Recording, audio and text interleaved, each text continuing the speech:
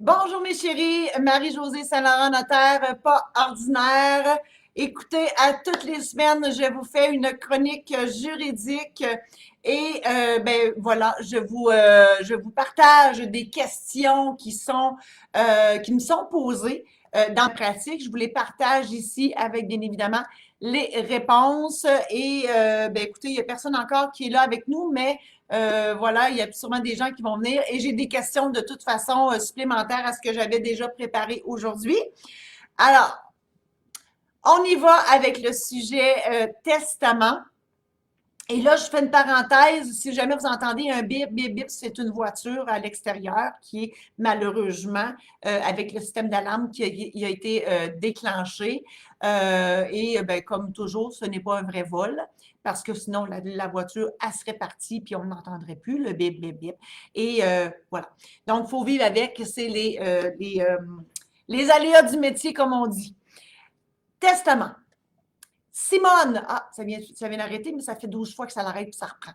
Simone de Warwick nous pose la question suivante. Je suis mariée et j'ai 2 ados.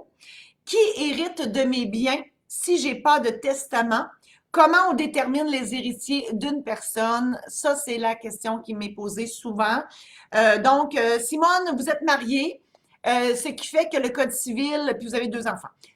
Ados, enfants, adultes, peu importe, c'est la même chose. Votre mari va hériter d'un tiers et les enfants du 2 tiers.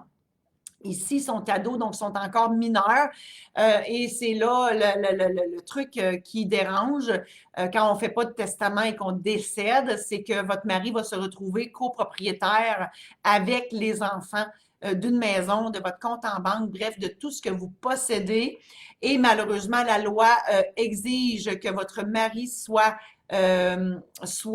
surveillé, entre guillemets, par un conseil de tutelle formé de 3 personnes de la famille.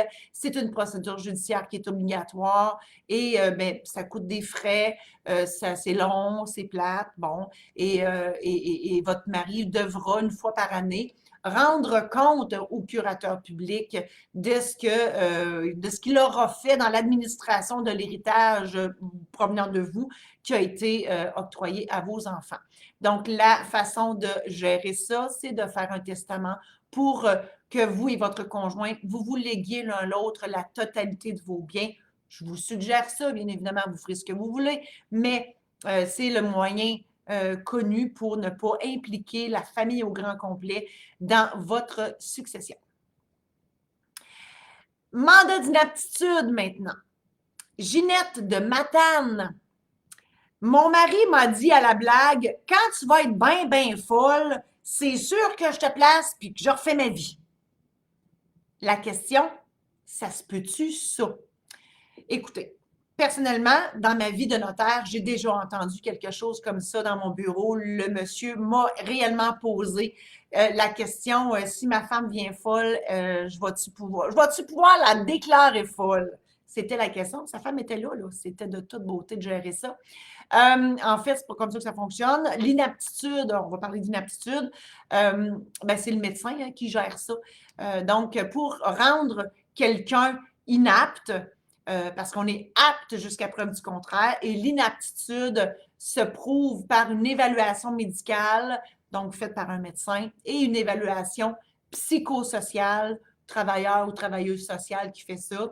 Et, pardon, et donc, ces 2 évaluations-là, si elles démontrent que la personne, elle est inapte, ben c'est là qu'on va enclencher le processus d'homologation du mandat si vous en avez fait un ou de l'ouverture de régime de protection si vous n'en avez pas.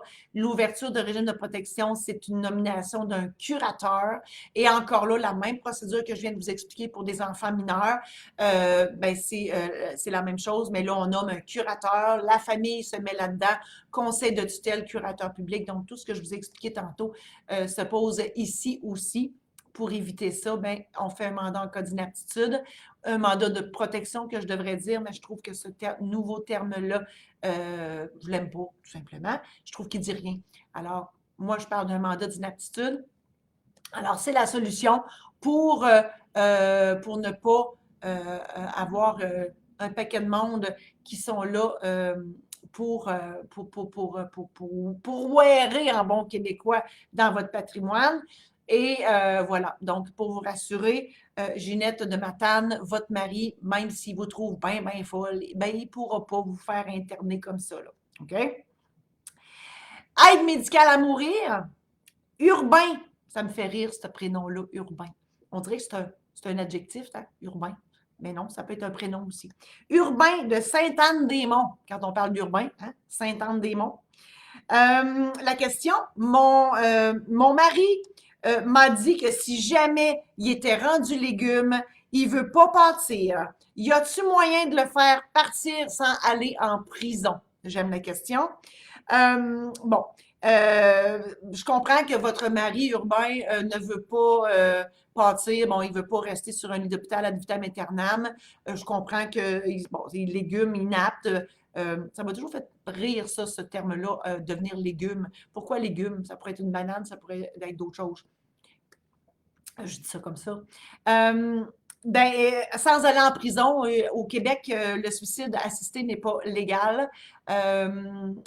Bon, ce qui est légal, c'est l'aide médicale à mourir. C'est une procédure qui existe, qui permet à une personne de refuser des soins parce qu'il y a juste vous qui pouvez refuser des soins. Personne d'autre que vous ne peut le faire, même pas votre mandataire ou le curateur. La loi vous permet de refuser 5 soins: la réanimation cardio-respiratoire, la ventilation assistée, la dialyse, l'alimentation artificielle ou forcée et l'hydratation artificielle ou forcée. Ce sont les soins auxquels on peut refuser. Bien évidemment, l'aide médicale à mourir s'applique que si vous êtes en fin de vie. On peut comprendre la fin de la qualité de vie. Donc, vous êtes sur un lit d'hôpital. Ce que je comprends dans votre exemple urbain, c'est que votre mari est sur son lit d'hôpital puis il ne se passe plus rien. Mais l'aide médicale à mourir peut aussi être demandée par une personne apte. L'idée, c'est qu'elle doit être dans un état irréversible. Donc, on est sûr à 200% que cette personne-là n'en reviendra jamais. Et aussi, elle doit être en fin de vie. Donc, la fin de la qualité de vie. Alors, si ces items-là sont rencontrés, ces conditions-là sont rencontrées, bien, elle pourra demander l'aide médicale à mourir. Alors, voilà, c'est la limite légale au Québec. Mariage. Simon de Saint-Tite me demande: moi et mon chum, on veut se marier à cheval. On peut-tu faire ça? Moi, sincèrement, j'aimerais bien ça, vous célébrer votre mariage sur un cheval. Je ne vois pas d'inconvénient à ça. La seule chose, c'est qu'il faudra trouver un moyen de vous faire signer la déclaration de mariage ou d'union de fait. Qu'est-ce que je raconte? D'union civile. Parce que oui, il faut, au-delà de la célébration. Mon tiroir vient d'ouvrir tout seul. Je ne sais pas ce qui se passe. J'ai toujours des amis ici qui rouvrent mes tiroirs tout seul. Ça vient d'arriver. Donc, le mariage, ben, c'est sûr que l'échange des consentements, ça peut se faire à cheval. Donc, oui, je le veux, oui, je le veux. L'échange des bagues, le baiser, ça peut se faire sans tomber en bas du cheval. Bon, il faut que le célébrant ou la célébrante embarque là-dedans. Moi, j'embarquerai là-dedans parce que j'embarque dans à peu près n'importe quoi. Les seules places où je ne peux pas embarquer, c'est en dessous de l'eau parce que j'étouffe, puis dans les airs parce que j'ai le vertige. Mais pour le reste, à cheval, c'est pas si haut que ça, je serais capable.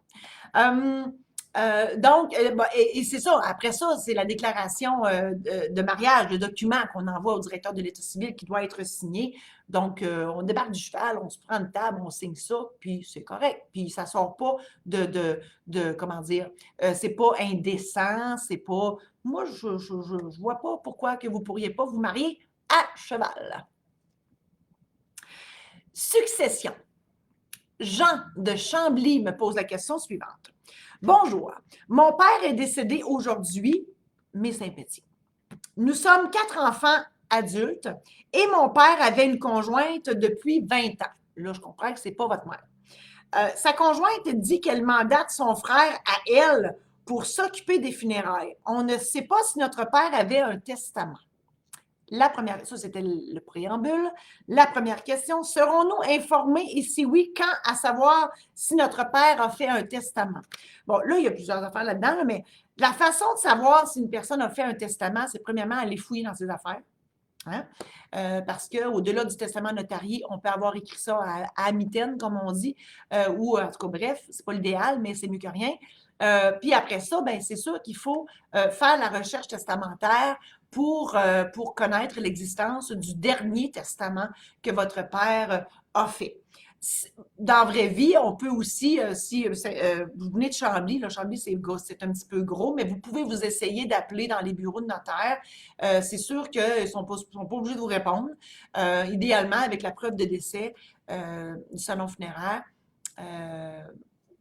officiel, là, ils pourraient à tout le moins vous sortir le dernier testament qu'eux autres ont, s'ils veulent, parce qu'ils ne sont pas obligés, et vous lire les dispositions funéraires qu'il y a dans le testament. Mais on ne sait jamais, on n'aura jamais de certitude que c'est le dernier testament de votre père qui a été fait. Sans qu'on ait la recherche testamentaire. Je le sais, il y a comme une zone grise là-dedans. Hein, on y va avec les moyens qu'on a. L'autre question, vous en aviez trois. La deuxième, c'est mon père et cette femme sont conjoints de fait. Est-ce que c'est elle qui a le droit de décider qui s'occupe des funérailles? Encore là, ça aussi, vous avez des belles questions parce que encore là, ça aussi, c'est une zone grise. En principe, c'est le liquidateur de la succession qui va s'occuper des funérailles, mais encore là, on n'a pas la certitude du dernier testament qui a été fait. Donc, on ne sait pas encore c'est qui le liquidateur. Normalement, dans la vraie vie, ben, c'est la famille immédiate. Et celui ou celle qui signe le contrat avec le salon funéraire, ben, cette personne-là, elle est personnellement obligée de payer les funérailles s'il n'y a pas personne d'autre qui s'offre. Et si on se retrouve avec une succession déficitaire, entre autres. Donc, il faut être vigilant là-dessus. Juste ça pourrait convaincre votre belle-mère de dire ah, ben, organisez-vous donc avec ça. Je ne vous dis pas que la succession de votre père est déficitaire, loin de là. Mais bon, je vous donne des exemples de ce qui se passe. Mais normalement, là, la règle du gros bon sens, c'est que tout le monde participe aux funérailles. Je vous souhaite sincèrement que votre belle-mère vous invite à vous occuper de ça. Puis le fait qu'elle mandate son frère, là, ça va trop loin. Le frère, pourquoi il travaille-tu dans un salon funéraire? On ne le sait pas. Bref, la belle-mère, vous autres, là, frères et sœurs, moi, je pense que ça ferait une bonne équipe pour régler tout ça.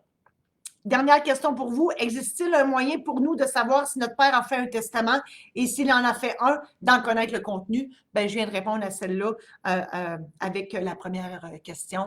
Voilà. Donc, en résumé, la famille immédiate s'occupe des funérailles, idéalement dans la bonne humeur et la joie. La joie. En fait, vous comprenez ce que je veux dire? Dans un esprit de travail d'équipe, si on veut. Et bien, on travaille avec les documents qu'on a pour l'instant.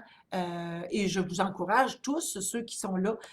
Bonjour, Mme Peretti. Le live coupe souvent. Mais pourquoi donc? Je ne sais pas. Ah, mais merci de me le dire, mais j'ai aucun moyen de savoir pourquoi ça coupe. Aucune idée. Et je vais répondre à votre question en fin de chronique, je vous l'avais promis. Donc, voilà, en résumé, les funérailles, la famille immédiate et le testament, ben, on travaille avec celui qu'on a et je vous invite tous fortement à faire vos préarrangements funéraires. Comme ça, on est sûr d'avoir ce que l'on veut et c'est clair pour la famille. Achat d'immobilier, achat de maison maintenant. Maude de Farnham me pose la question suivante. Bonjour, il y a une sérieuse chicane qui vient de se déclarer entre deux de mes grands amis à propos de l'éventualité que l'un achète la maison de l'autre. Voilà que je me pose deux questions dont les réponses pourraient les aider. Vous êtes bien gentille, Maude, de vous préoccuper de vos amis comme ça. La première de vos questions est celle-ci. Est-il essentiel d'avoir des personnes qui signent en tant que témoins la promesse d'achat d'une maison? Idéalement, oui. Pour prouver, bien, premièrement, ça prendrait idéalement une promesse écrite. Et deuxièmement, bonjour, Mme Thibault. Deuxièmement, d'avoir, oui, des témoins, parce que dans le fond, ça va juste être une question de prouver que vous avez signé, que vos amis ont signé cette promesse-là. Donc, s'il n'y a pas de témoin, bien, c'est quasiment la parole de l'un versus la parole de l'autre. Donc, tout doit être pensé comme moyen de preuve. Et la meilleure preuve en tant que promesse, c'est bien évidemment une promesse notariée devant notaire. Donc, le contenu fait preuve sans qu'on ait à prouver quoi que ce soit parce que le notaire a tout vérifié, ce qui est inclus dans la promesse. Deuxième question pour vous. En d'autres mots, l'offre et la promesse d'achat pourraient-elles être déclarées nulles en l'absence d'un témoin? Elle pourrait être pas déclarée nulle comme telle, mais ça va être difficile ça va être difficile de prouver. Donc, qu'ils ont signé cette promesse-là. Sans preuve, parce que la preuve, oui, il y a le document, mais l'autre preuve, c'est la preuve testimoniale, donc les témoins qui sont là. S'il n'y a pas de témoins, ben, c'est ça. Ça devient comme la parole de l'un versus la parole de l'autre. Quittance. Bonjour, Monsieur Rondeau. Écoutez, comme je le fais à chaque chronique, je réponds à vos questions à la fin. Donc, ceux qui sont ici présents avec nous, bienvenue. Et je vous pose une question. Vous n'avez qu'à écrire votre question ici et je vous réponds en rafale à la fin de la chronique. Quittance maintenant. Tony de Chibougamau. Chibougamau, je mets toujours des E, moi, qu'il n'y en a pas. Chibougamau, ça prend une coupe de E là-dedans. C'est moi. Essayez pas de comprendre ce qu'il y a dans ma tête, c'est bien compliqué. Sa question, je viens de vendre ma maison et le notaire de l'acheteur me demande de payer une facture. C'est pas l'acheteur qui paye le notaire? Ça revient souvent, cette question-là. Écoutez, Tony de Chibougamau, si vous avez une hypothèque sur votre propriété, le notaire va la rembourser avec le prix de vente parce qu'on doit donner à l'acheteur un titre clair. Donc, ça veut dire que la charge d'hypothèque doit être disparue. Donc, il y aura bel et bien une quittance qui sera signée par l'institution financière, par votre institution financière qu'on a remboursée et que cette quittance-là sera publiée au registre foncier, ce qui enlèvera la garantie hypothécaire de la maison vendue. Et donc, et ça, il y a des frais à ça parce que oui, il faut manger de temps en temps et le notaire va vous charger des frais pour ça. Il va vous charger des frais aussi pour la comptabilité en fiducie. Donc, toute la gestion de votre prix de vente va vous être chargée par le notaire. Je ne veux pas embarquer dans comment ça coûte parce que chaque notaire fait ses prix, parce qu'on n'a pas de barème obligatoire. Ça a été aboli juste avant que moi, je rentre sur le marché du travail en 91. Donc, voilà. Oui, le vendeur a une facture de notaire à payer lorsqu'il vend sa maison. En droit corporatif maintenant, Alain de Windsor me pose la question suivante. Bonjour, je me pars en business. J'achète le dépanneur au coin de ma rue. Qu'est-ce que je dois savoir avant de m'embarquer? Écoutez, plusieurs choses. Ça serait difficile de vous expliquer ça ici. Je fais une formation en démarrage entreprise, donc je vous explique le côté légal de ça. Je vous incite fortement à suivre une formation en démarrage entreprise parce qu'il n'y a pas juste le côté légal, il y a le côté comptable, il y a le côté fiscal, il y a plein de côtés à démarrer une entreprise. Mais ce que je dois vous mentionner maintenant, c'est qu'il y a plusieurs formes d'entreprise. L'entreprise individuelle où vous êtes juste vous à opérer votre entreprise sous votre nom personnel, comme vous pouvez opérer sous une raison sociale. Il y a des formalités à respecter là. Vous pouvez vous incorporer. Vous pouvez, si vous êtes plus qu'une personne, vous associer. Là, il faut demander les numéros de TPS-TVQ, entreprise, etc. Donc, moi, je vous suggère fortement de suivre une formation en démarrage entreprise. Et moi, c'est sûr que j'ai une formation au niveau du côté légal du démarrage entreprise qui me fait plaisir d'offrir. D'ailleurs, je l'offre à plusieurs écoles où ils offrent le cours de démarrage entreprise. Bien, moi, je viens apporter le côté légal à tout ça. Une question sur les conférences. Marcel de Turso, on salue Guy Lafleur qui vient de là. J'organise un berceauton pour les retraités de mon coin, puis on se demandait si vous ne pouviez pas venir nous voir pour nous jaser de testament. Oui, donc c'est sûr que moi, ça me fait toujours plaisir d'aller faire une conférence chez vous, en présentiel encore mieux. Oui, je comprends que peut-être que dans votre organisation de berceauton, vous voudriez avoir un volet plus, pas sérieux, mais plus organisé, mettons, parce que là, j'imagine que se bercer pendant 24 heures, c'est comme un peu long, fait que je présume que c'est pour le monde qui sont en train de se bercer, puis le public en bonus, tu sais, que je pourrais entertainer, quel beau mot français, où je pourrais, oui, vous jaser et ça ferait passer le temps à ceux qui se versent. Et voilà, donc ça me fait plaisir. Vous pouvez aller sur mon site internet marie-josée-saint-laurent.com où il y a un onglet pour commander une conférence. Dernière question de ma chronique organisée et je vous réponds à vous après ceux qui sont là. Bienvenue à tous. Dernière question, André de Longueuil me pose la question suivante. Je vends ma maison et le notaire de mon acheteur jouent au hockey ensemble. Donc, l'acheteur et le notaire de l'acheteur, le notaire qui va faire la transaction, jouent au hockey ensemble. Et le vendeur, André, se pose la question, comment je fais pour m'assurer que le notaire ne me fera pas une crosse par en arrière? Parce que au hockey, c'est ça, cross-check? Je ne sais plus. En tout cas, moi puis le hockey. En tout cas, bref, il me semble que je le vois le joueur avec le hockey en arrière. En tout cas, bref, ben, mon Dieu, vous devez faire confiance. André, je vous dirais, si vous voulez vous rassurer, vous pouvez appeler à la Chambre des notaires pour vous assurer que ce notaire-là, fait partie de la Chambre des notaires, qui est vraiment notaire, s'il est inscrit au tableau de l'ordre. Et le notaire, ben, même s'il joue au hockey avec l'acheteur, le notaire, nous sommes des officiers publics. On se doit d'être impartial. Donc, on ne peut pas prendre plus pour l'acheteur que pour le vendeur. Moi, en tout cas, on va parler pour moi. Mon souci à moi, c'est que le vendeur et l'acheteur sortent de mon bureau heureux. Le vendeur, parce qu'il va avoir un chèque, puis l'acheteur, parce qu'il y a une maison. Donc, je ne peux pas prendre plus pour un que pour l'autre. Je dois protéger les droits de tout le monde dans cette transaction-là. Donc, c'est sûr que même si l'acheteur a choisi le notaire en fonction du fait qu'il est un bon marqueur au hockey dans son équipe, le notaire va devoir protéger vos droits au même titre que ceux de l'acheteur. Voilà, c'était ma réponse à cette question. Alors là, je vais tout de go poser la question de Mme Peretti qui me l'avait posée en message privé. Je vous la lis ici.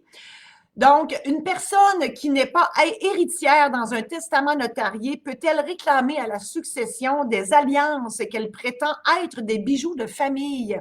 S'il a en d'autres termes, si la succession refuse de remettre les alliances à une personne de la famille qui n'est pas désignée dans le testament, qu'est-ce qui arrive? Madame Peretti, je suis très désolée de vous dire que malheureusement, les alliances vont aller aux héritiers qui sont mentionnés dans le testament. Je comprends que pour vous, les alliances, c'est un bijou familial, puis je vous comprends, là, puis vous avez raison, mais le critère familial ne fera pas en sorte que les alliances vont aller à d'autres personnes que celles qui sont mentionnées dans le testament. Malheureusement. Donc, il faudra voir avec les héritiers, donc les légataires, hein, parce que des héritiers, c'est quand il n'y a pas de testament, les légataires, c'est quand il y en a.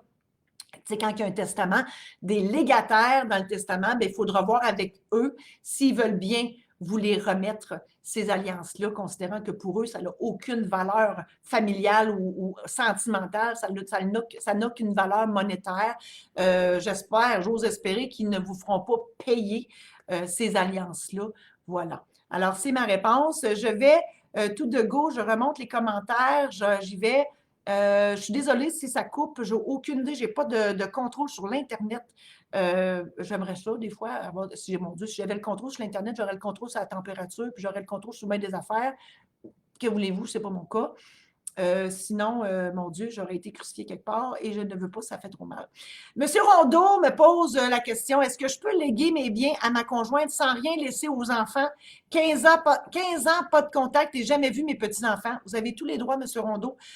Écoutez, j'ai des gens ici qui viennent modifier leur testament pour déshériter le mari, la femme, les enfants. Moi, là, M. Rondeau, ce que je vais vous demander, c'est est-ce que vous allez être en mesure de bien dormir la nuit?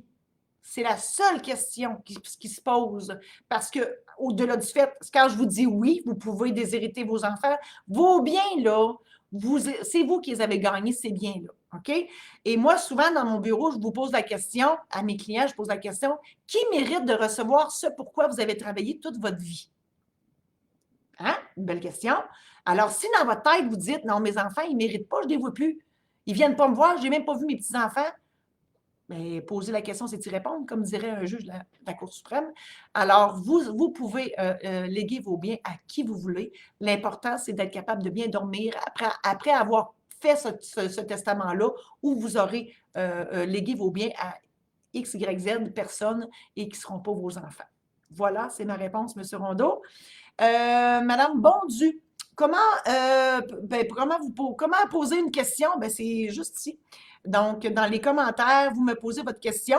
Si votre question est trop personnelle et que vous voulez me la poser juste à moi, vous pouvez aller sur Facebook, m'écrire un message sur ma page Notaire pas ordinaire ou par courriel à info@marie-josée-saint-laurent.com. Ce sont les façons de me poser des questions. Madame Peretti dit bon à savoir, merci infiniment. Madame Bondu a dit parfait, merci. Alors, j'ai reçu, Madame Bondu me pose la question sur les successions. J'ai reçu les recherches testamentaires, Chambre des notaires et barreaux du Québec. Sur aucun des documents, mon nom est identifié, étant la seule et unique héritière. Alors, une locataire refuse de payer le loyer d'une maison que j'ai héritée. Oh, OK. Là, on va recommencer du début. La recherche testamentaire va simplement donner le nom du notaire qui détient le testament de la personne décédée. Alors, vous devrez, suite à ces recherches-là, communiquer avec le notaire qui a le testament. Vous devrez prendre rendez-vous avec le notaire, apporter la preuve de décès ainsi que les recherches testamentaires pour qu'il puisse vous émettre une copie du testament. Et ces 3 documents-là, donc preuve de décès. Moi, je travaille avec la preuve de décès du salon funéraire parce que j'ai pour mon dire que si on a embaumé quelqu'un, on ne l'a sûrement pas embaumé vivant. Moi, je travaille comme ça. Non, on devrait demander la preuve de décès du directeur de l'État civil. Je suis de la vieille école. Bon, alors, preuve de décès du salon funéraire ou le certificat de décès du directeur de l'État civil, accompagné des recherches testamentaires de la Chambre des notaires du Québec et du barreau du Québec et la copie du testament. Ce kit-là fait en sorte qu'on voit tout. On voit que la personne est décédée, on voit que c'est le dernier testament qui a été fait et on voit dans le testament qui hérite et surtout qui est le liquidateur. Alors, Madame Bondu, bon, vous dites que vous avez hérité. Je présume que vous êtes la seule héritière et donc, par définition, vous êtes la liquidatrice aussi. Avec ces documents-là, les gens doivent vous écouter. Voilà. Et ma question, ben je vous l'ai posée. Voilà, toujours intéressant. Merci infiniment, Mme Thibault. Mme Peretti est contente de la réponse. Merci infiniment. Ça ne coupe plus du tout. Écoutez, je ne sais pas si ça a rapport avec le char qui faisait bip-bip avec le système d'alarme. Ça a coupé ici, ça pue-tu? Mon Dieu Seigneur, j'espère que non, sinon c'est trop bizarre. Madame Peretti, elle a une question. J'ai juste une partie de la question. Ma fille est conjointe fille avec 2 enfants. Quel est le restant de la question, Madame Peretti? Sinon, ben, je devrais vous quitter. Je vous invite tous à consulter mon site Internet marie-josée-saint-laurent.com. Il y a plein de choses là-dessus, des outils. Vous avez compris que mon souci dans la vie, c'est de vous vulgariser l'information pour que vous compreniez donc qui est la bibite du notaire. Souvent, les gens ils trouvent que le notaire, c'est beige, c'est plate, c'est compliqué, ça coûte cher. Bon, moi, je me plais à dire que j'ose, en tout cas, essayer de changer cette image-là. Alors, voici. Merci infiniment et bonne fin de journée.